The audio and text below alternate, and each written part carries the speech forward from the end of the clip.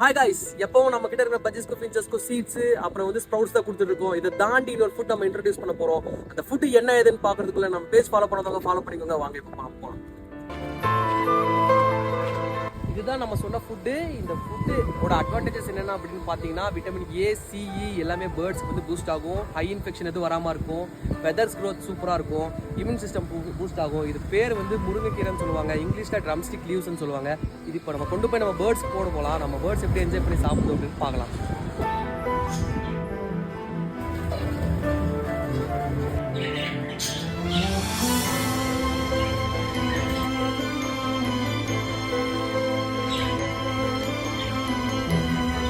நீங்களே பார்த்தீங்க, நம்ம பஜ்ஜி சரி பிஞ்சஸ் சரி ரொம்ப ஹாப்பியாக ஃபீல் பண்ணாங்க. நல்லா ஹாப்பியாக சாப்பிட்டு ஜாலியாக விளையாட்டுருந்தாங்க.